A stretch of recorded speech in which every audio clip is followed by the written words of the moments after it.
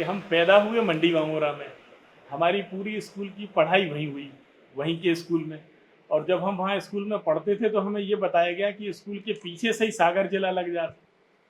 तो अब हम ऐसे सीमांत बुंदेलखंडी समझ लो, हाँ, सरहदी हाँ, बुंदेलखंडी, कि बुंदेलखंड में जो पैदा हो गया वो दुनिया में कितहीं चला जाए, कहीं कुछ भी बन जाए, लेकिन जैसा ही वो बोलेगा और अगर कोई बुंदेलखंडी वहाँ आसपास में बैठो है तो वो उसकी टोन पूरी पकड़ ले। लहजे में कुछ ना कुछ जरूर पकड़ के कहेगा, भैया आप बुंदेलखंड से आए हो का। हाँ, दूर दराज ऐसा कुछ देख के बस घटनाओं पर आधारित कोई घटना घट गई तो हम वहाँ पहुँच गए। बाकी हमारा भारत की आत्मा से जो जोड़ जिसे कहेंगे वो मीडिया का तो नहीं हो पाया है। ये विश्वविद्यालय से निकले हुए जो विद्यार्थी हैं अच्छा लिखें, अच्छा पढ़ें, उनकी भाषा बहुत ही अच्छी हो और सुधारें, अनेक भाषाओं का उनको ज्ञान हो, वो कम है।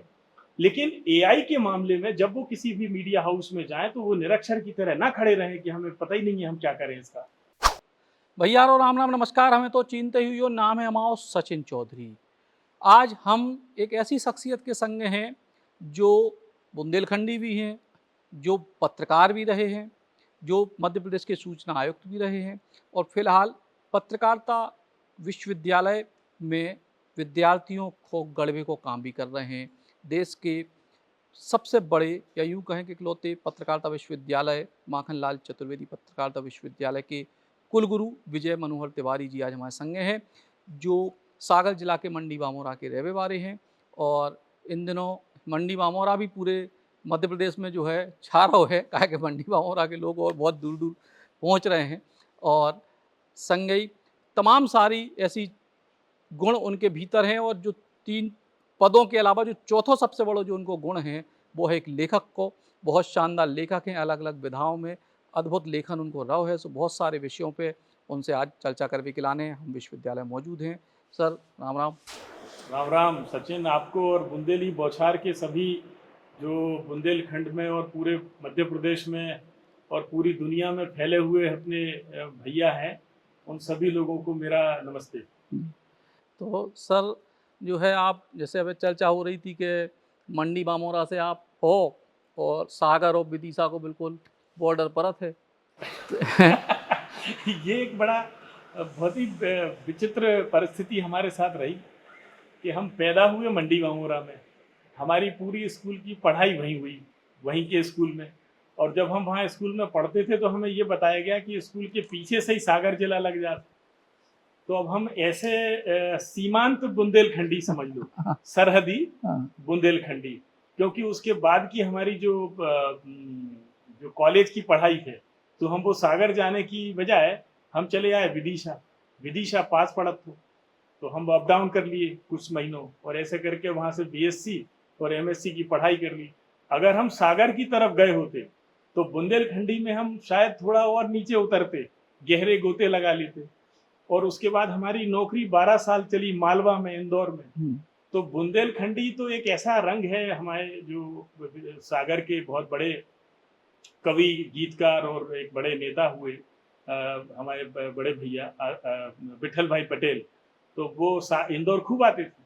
तो इंदौर में आते थे तो वो कहते थे कि बुंदेलखंड में जो पैदा हो गया वो दुनिया में कितहीं चला जाए, कहीं कुछ भी बन जाए, लेकिन जैसा ही वो बोलेगा और अगर कोई बुंदेलखंडी वहाँ आसपास में बैठो है तो वो उसकी टोन पूरी पकड़ ले। लहजे में कुछ ना कुछ जरूर पकड़ के कहेगा, भैया आप बुंदेलखंड से आए हो क्या। हाँ।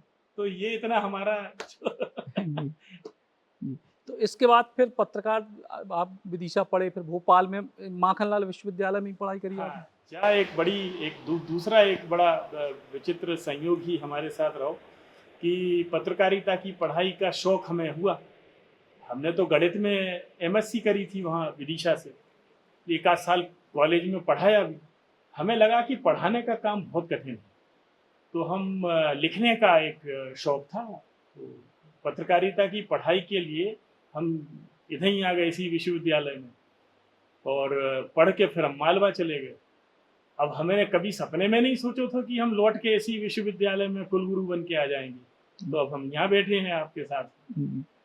तो इसके बाद जब आपकी शुरुआत भई तो पहली पहली शुरुआत जो है पत्रकारिता की कहाँ से हुई। पहली शुरुआत तो भोपाल से ही हुई थी। दैनिक नई दुनिया नाम को एक अखबार नई दुनिया से अलग होकर भोपाल से छपना शुरू हुआ था। जी तो वहाँ एक आध साल रहे और शुरुआती कुछ जिसे कहते हैं कि एक रियाज करना, जी एक अभ्यास करना, सीखना।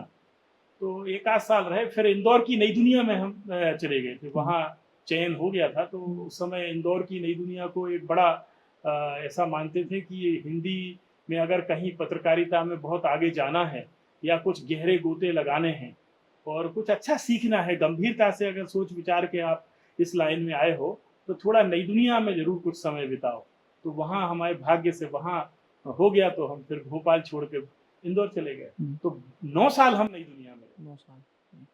उसके बाद फिर 2.5 साल एक चैनल में रहे। अच्छा 2004 से 6 के बीच में 2-2.5 साल एक पहला रीजनल चैनल शुरू हो, तो उस समय सहारा समय को सहारा याद से होगा। जी सहारा समय मध्य प्रदेश और छत्तीसगढ़ जी। इस नाम से।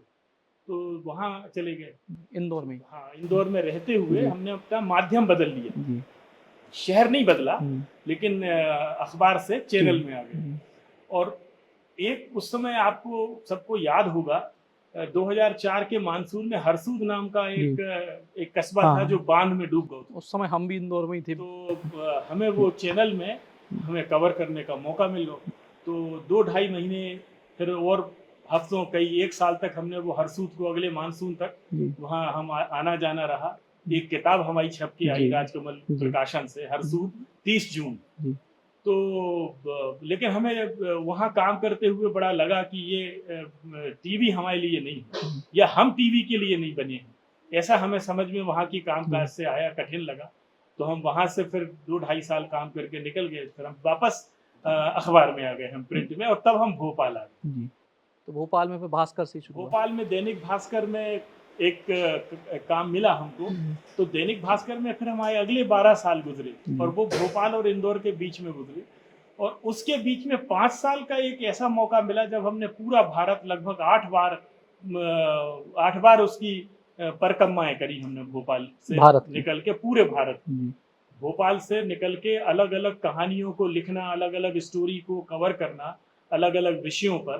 तो 8 परिक्रमाएं हमारी भारतवर्ष की हुई और उसमें हमने भारत के बहुत सारे गांव, शहर, राजधानियां, तीर्थ, नदी, पहाड़, समंदर, मंदिर, तीर्थ, सारे तीर्थ लगभग हमारे उन स्टोरी कवरेज में ही हो गए। तो ये एक तरह की एक अलग एक अनुभव से गुजर गए। जी 2018 तक फिर हम मीडिया में रहे। जी। तो जो आपने भारत की जो यात्रा करी, हमने भी बहुत सारे आपके लेख पढ़े हैं उस समय दैनिक भास्कर में। तो भारत जैसा कहानियों में सुनाई देता है, जैसा लोगों जनश्रुतियों में है, या जो असली भारत है, इसमें अंतर कहाँ पाया आपने? अगर केवल मीडिया के आँख से बात करें तो पूरा भारत जो असली में है वो हमारी आँखों से दूर है, अछूता है। हमें पता ही नहीं है कि भारत है क्या, भारत में क्या चल रहा है, भारत कैसे बना है, भारत का जो इतिहास है वो क्या है, भारत का वर्तमान क्या है और किस तरफ हमारा समाज जा रहा है धीरे धीरे। तो वो असली भारत मीडिया की आँख से, अखबार के पन्नों पे या चैनल के स्क्रीन पर, वो बहुत दूर है। असली भारत को समझने के लिए भारत से बहुत जुड़ना ज़रूरी है। वहाँ के दूर-दराज के इलाकों में जाके जो लोग वहाँ रह रहे हैं, जो समाज वहाँ काम कर रहे हैं, जो चीज़ें वहाँ हो रही हैं, घट रही हैं, उससे हम मीडिया के लोग अभी बहुत सतह पे दूर-दराज ऐसा कुछ देख के बस घटनाओं पर आधारित, कोई घटना घट गई तो हम वहाँ पहुँच गए। बाकी हमारा भारत की आत्मा से जो जोड़ जिसे कहेंगे वो मीडिया का तो नहीं हो पाया है। इसको तो मैं बहुत ज़िम्मेदारी से इतनी चक्कर लगाने के बाद में कहता हूँ। लेकिन अगर बात करें अभी विश्वविद्यालय के कामकाज की तरफ आएंगे कि पत्रकारिता के दौरान दो, जैसे आपने कहा घटनात्मक, अब कई बार बहुत सारी ऐसी मजबूरियां उस पूरे सिस्टम की, जो पत्रकारिता का सिस्टम है, कि उतना समय ही नहीं है कि भाई आपके पास रोज़ आपको अपडेट करना है। टीवी में हो तो रोज़ 10 खबरें देनी है, अखबार में हो तो फिक्स है कि भैया 8 खबरें देनी है।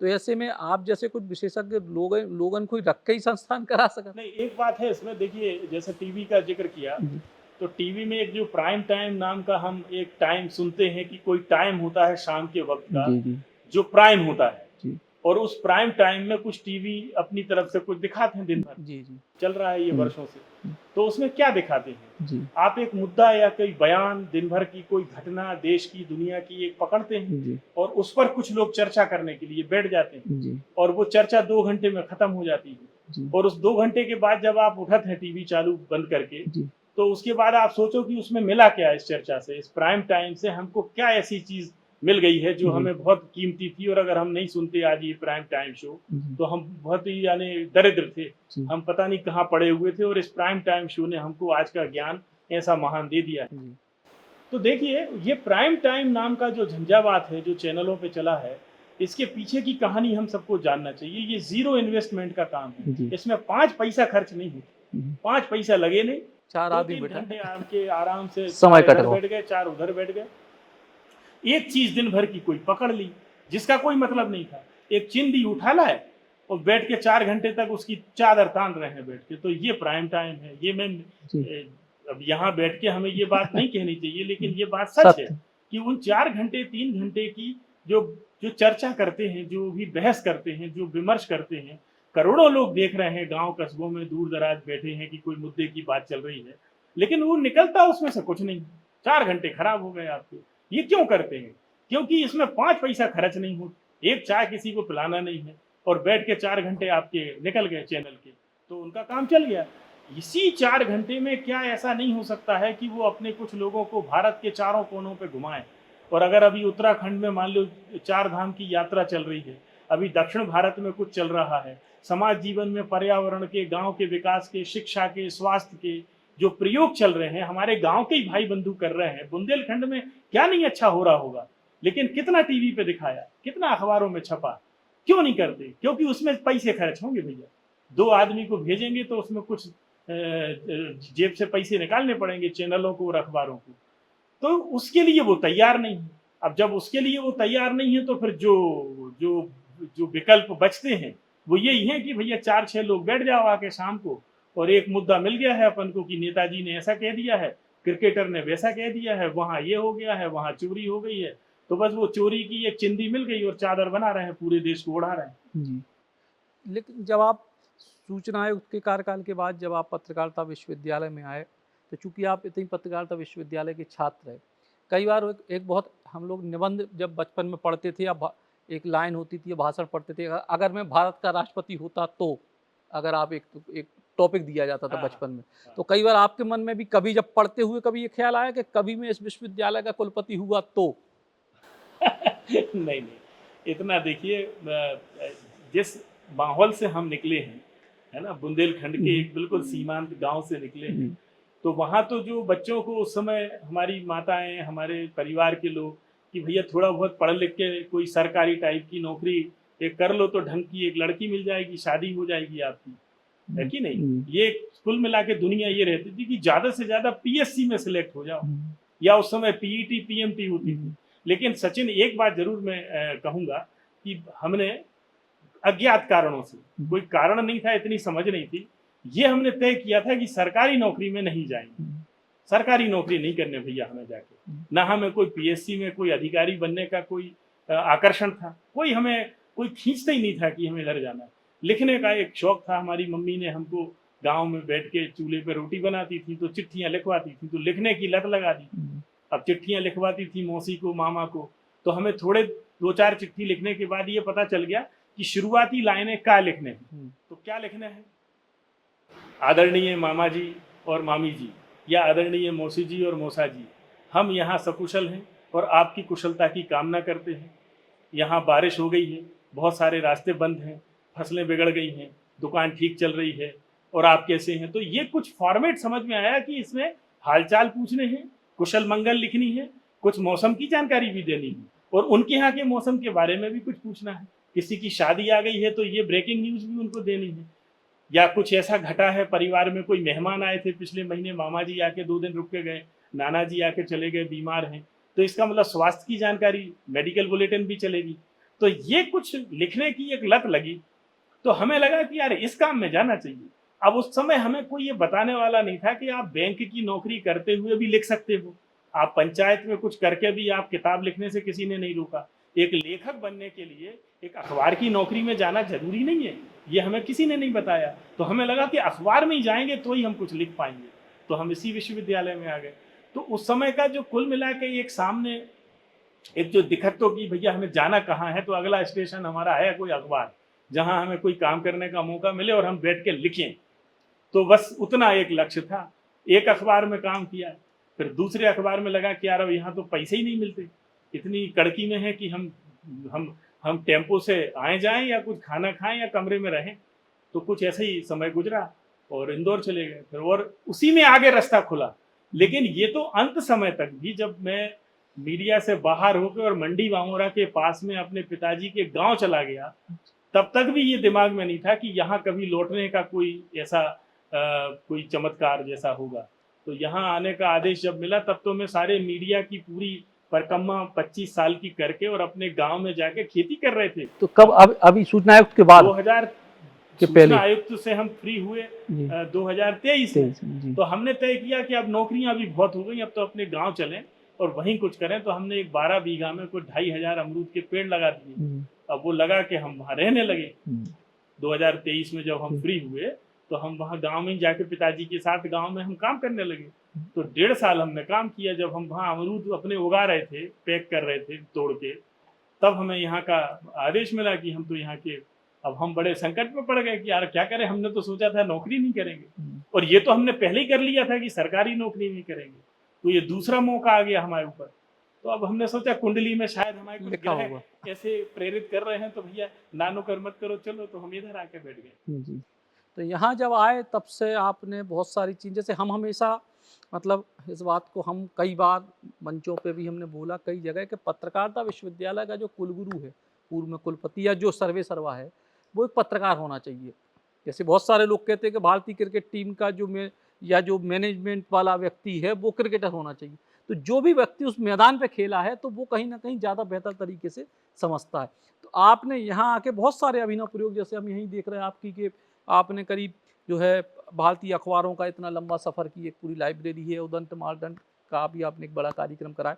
तो जो अभिनव प्रयोग हैं, जो ये आप, वही हम आपसे पूछना चाह रहे हैं कि पहले कभी मन में था कि कभी ऐसा होना चाहिए? मान लो ठीक है, जब आप पढ़ते थे, आपने अपने तौर पे नहीं, पढ़ते पढ़ते में लगा यार कि विश्वविद्यालय में ऐसी चीज़ें होनी चाहिए। नहीं, ये तो ऐसा है कि जब हम यहाँ पढ़ते थे तो एक छोटी सी एक इमारत में था, शाहपुरा के पास में, और जहाँ अभी अपन बैठे हैं, बैठ के बात कर रहे हैं, तो ये इस विश्वविद्यालय का चौथा पतो है। हाँ, चौथा। भोपाल में 4 बार इसके पते बदल गए, ये चौथा। और ये 50 एकड़ का बड़ा कैंपस है, बहुत बड़ा कैंपस है, आपने देखा। लेकिन अगर मीडिया की कोई स्कूल है या मीडिया की कोई विश्वविद्यालय है, तो यहाँ आप जब दरवाजे के भीतर आओ, कैंपस में आ जाओ, तो आपको कुछ दिखना तो चाहिए कि ये मीडिया के परिसर में है। हम किसी IIM, IIT या किसी पशु अनुसंधान संस्थान में नहीं बैठे हैं, आए हैं। तो कुछ दिखेगा, वो क्या दिखेगा, वो यही सब दिखना चाहिए। तो यहाँ एक खाली, हम कहते हैं कि अपना जो पूरी जिंदगी है ये खाली कैनवास जैसी है, आपको मिल गई है। अब आप चाहो तो इसको काला पीला करके कुछ भी खराब कर दो, आप चाहो तो इसको कुछ अच्छे रंग से कुछ लाइनें खींच दो, कुछ अच्छा लिखने का है शौक, उस पर कुछ इबारत लिख दो।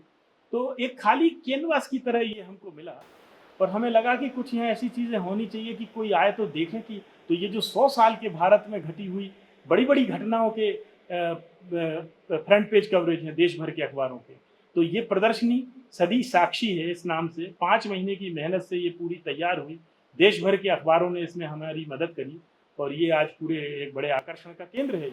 तो कुछ ऐसे नवाचार इसी समय हुए हैं और हम ही ने किए हैं, ऐसा घमंड हमें नहीं करना चाहिए भैया। दूसरी बात यह है कि पिछले 35 साल की इसकी यात्रा है विश्वविद्यालय की। इन 35 सालों में जितने कुलपति हुए हैं, जितने महानिदेशक पहले होते थे, फिर जब ये विश्वविद्यालय बन गया तो कुलपति हुए, अभी 2 साल पहले कुलगुरु बना दिया। इस पूरी 35 साल के सफर में इस विश्वविद्यालय में जितने लोग आए, जिस रोल में भी आए, जो काम भी उनको मिला, तो उन्होंने कुछ ना कुछ ऐसा नया जोड़ा ही है। और इसीलिए ये देश का एक बड़ा नामी, और यहाँ से निकले हुए, आप जानते हो कि यहाँ से जितने पढ़ के निकले हैं, हम खुद यहाँ से पढ़ के निकले हैं, जितने भी छात्र छात्राएं पढ़ के निकले हैं यहाँ से, 20 राज्यों के तो बच्चे पढ़ने आते हैं, और जो यहाँ से निकले हैं वो देश का एक ही अखबार ऐसा नहीं होगा, एक भी चैनल ऐसा नहीं होगा जिसमें काम नहीं कर रहे हैं, पूरे देश में बिखरे हुए हैं जबरदस्त। और ये इस विश्वविद्यालय की हम ये मानते हैं कि बहुत बड़ी ताकत है, ये बहुत बड़ी ताकत है। और लगातार, लेकिन एक बड़ा आरोप आजकल शिक्षण संस्थाओं पर लग रहा है कि अब ये थोड़ी सी एजेंडा बेस्ड होते जा रहे हैं। और बीच में आपका भी एक वीडियो आया, आपने शायद वो पश्चिम बंगाल को लेकर कोई बयान, तो कुछ लोगों ने ट्रोल किया, तो ये क्या आपका? नहीं, ये देखिए सोशल मीडिया की एक बहुत ही जल्दबाजी किस्म की है कि कोई बात हमने सुनी और हमने बिना गौर किए कि ये क्या कहा, पूरी बात क्या कही गई और पूरा प्रसंग क्या था, उसमें जाने की बजाय बस एक चीज कुछ पकड़ ली, जैसा हमने कहा कि एक चिंदी मिल गई और फिर उसकी बढ़िया टेक्नोलॉजी ने, तकनीक ने ये आपको शक्ति दे दी, ये ताकत दे दी कि आप उसकी बढ़िया चादर खींच दो शाम तक रंगीन, और बढ़िया उसको बना के कालीन दिन पूरे देश को बिछा दो आपको।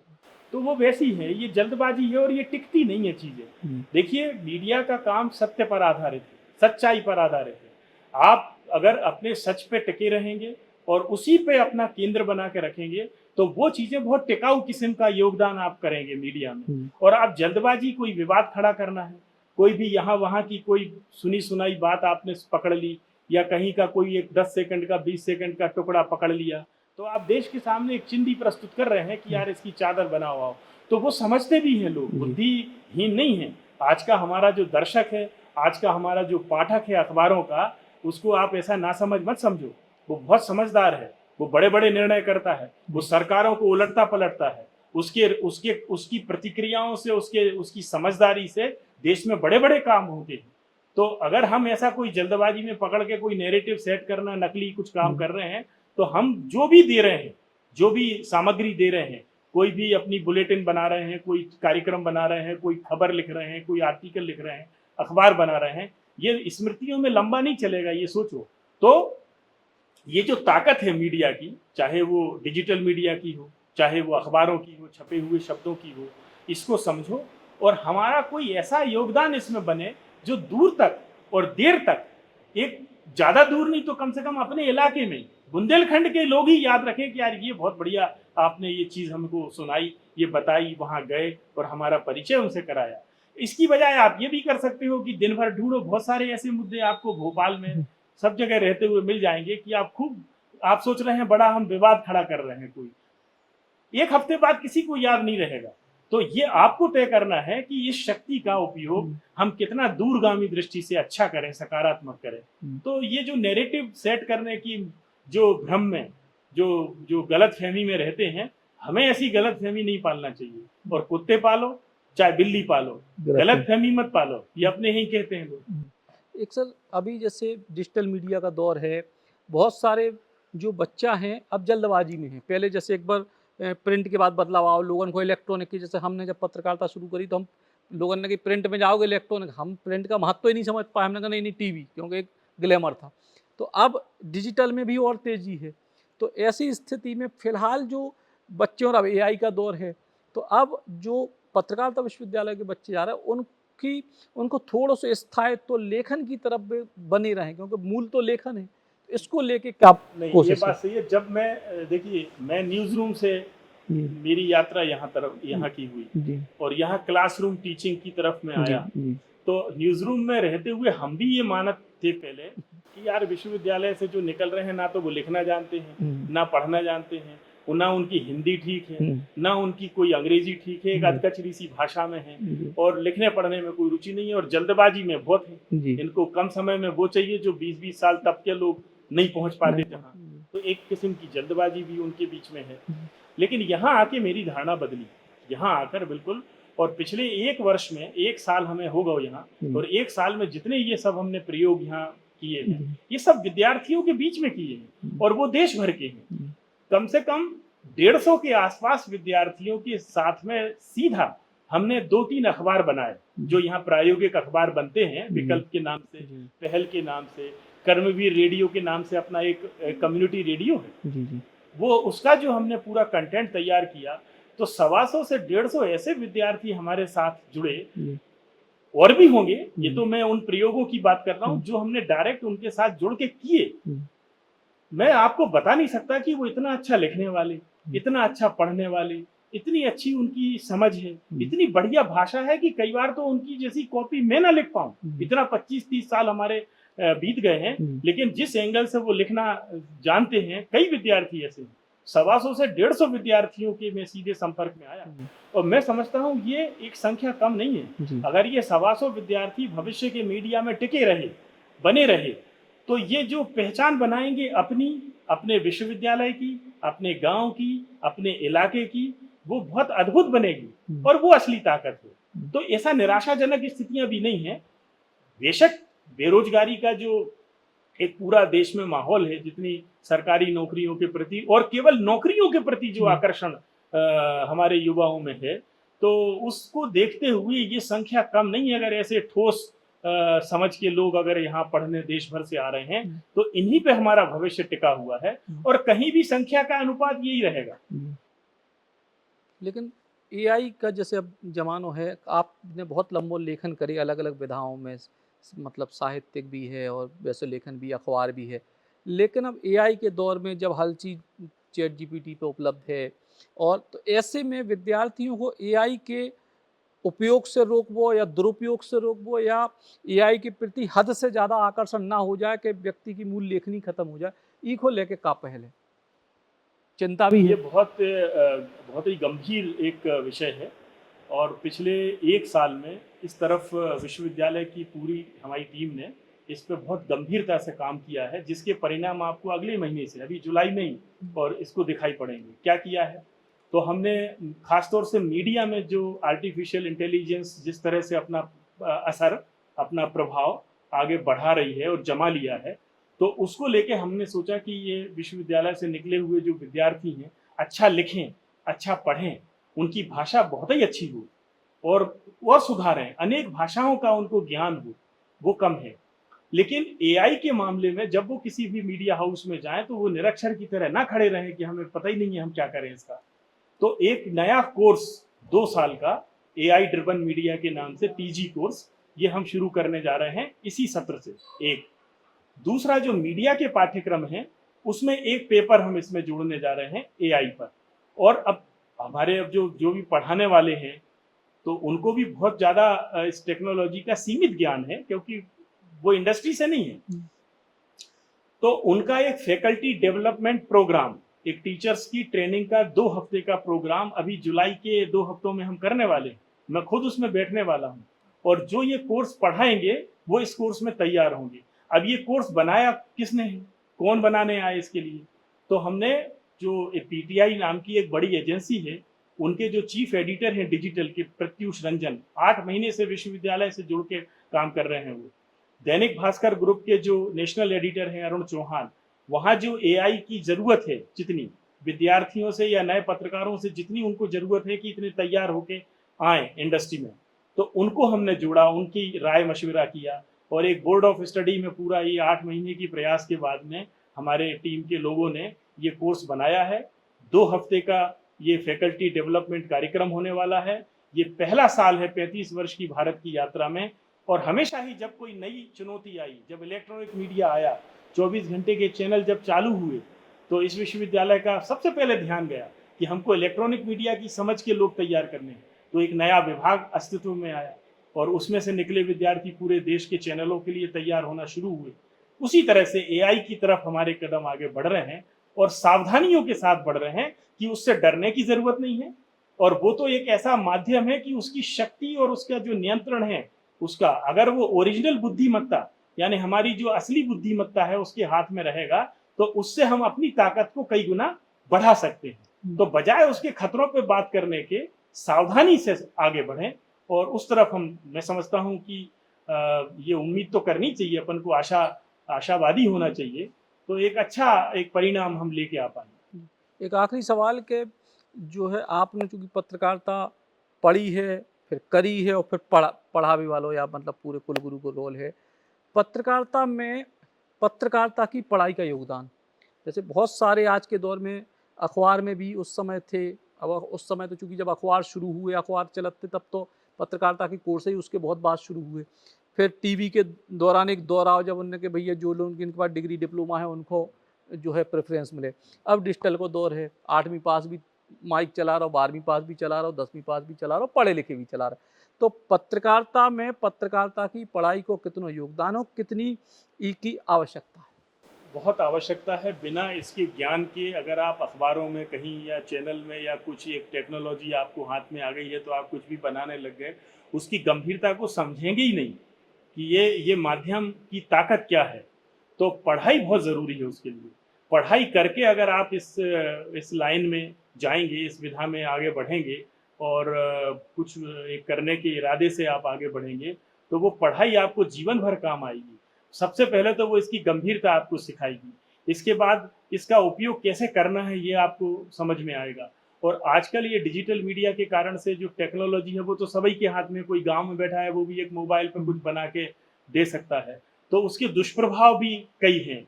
और ये जो फेक नैरेटिव, एक फेक न्यूज़ और झूठी सच्ची खबरें, तो अगर उसने पढ़ाई की है तो वो इस तकनीक का जो जो उपयोग है वो कभी गलत नहीं करेगा वो। तो मुझे लगता है कि पढ़ाई के बिना तो इसमें आगे बढ़ने का कोई औचित्य नहीं है। और जो आगे बढ़ेंगे तो वो लंबा उसको कैरियर बहुत अच्छा बना पाएंगे, इसमें मुझे संदेह है। तो इसलिए पढ़ के ही वो आगे जाएं, चाहे वो टीवी में जाएं, चाहे अखबारों में जाएं, थोड़े समय अखबार में काम करके फिर टीवी में जाएं, डायरेक्ट डिजिटल में चले जाएं। आपके पास में अब तो इतने विकल्प खुल गए हैं कि हमारे समय में ये सब नहीं था। एक डिग्री ली, पढ़ाई पूरी करी तो केवल अखबारों के दरवाजे खुले थे और अखबार गिने चुने थे। तो आज तो पूरा आसमान खुला हुआ है मीडिया का। लेकिन पढ़ाई करके आप जाएंगे तो वो ऐसा ही है कि जैसे आपको तैराकी करनी है तो आप गांव में रहते हुए भी तैरना सीख जाते हो। लेकिन अगर आप एक पूरे विश्व के सामने अपना कुछ प्रदर्शन करना चाहते हो तो थोड़े से तैराकी के शऊर, जिसको अपन कहते हैं, वो आपको जानना बहुत जरूरी है। और उसके लिए फिर अकादमियां हैं। ये क्यों बनाई हैं, ये विश्वविद्यालय क्यों बनाए हैं? इसीलिए बनाए हैं कि इससे आप निकल के और एक अपना एक पूरी तैयारी के साथ जीवन में ये करना है तो आप कुछ और कर पाएंगे। और आपका किया हुआ कहीं कहीं लोग उसको याद रखेंगे कि ये बहुत बढ़िया खबर पढ़ी, ये बहुत अच्छी बुलेटिन देखी, ये बहुत अच्छा कार्यक्रम हमने देखा। और ये जो कार्यक्रम लेके आते हैं भैया, ये तो बहुत ही यानी कुछ अच्छा ही अलग ही है इनके पास में। आम जो पाठक है, जो श्रोता है, जो दर्शक है, वो सब समझता है, वो सबसे बड़ा निर्णायक है। तो अगर आप पढ़ लिख के कुछ गंभीरता से आगे बढ़ोगे और उसके बाद में कुछ लेके आओगे तो वो जो निर्णय सुनाने वाला है वो इंतजार करेगा कि अगला कार्यक्रम भैया कब आ रहा है आपका। तो बहुत सारे पत्रकारिता के जो विषय हैं, पत्रकारिता विश्वविद्यालय के विषय हैं और लंबे पत्रकारी अनुभव को लेके जा खास चर्चा आज बुंदेली बौछार पे पत्रकारिता विश्वविद्यालय माखनलाल पत्रकारिता विश्वविद्यालय MCU के कुलगुरु विजय मनोहर तिवारी जी के संग।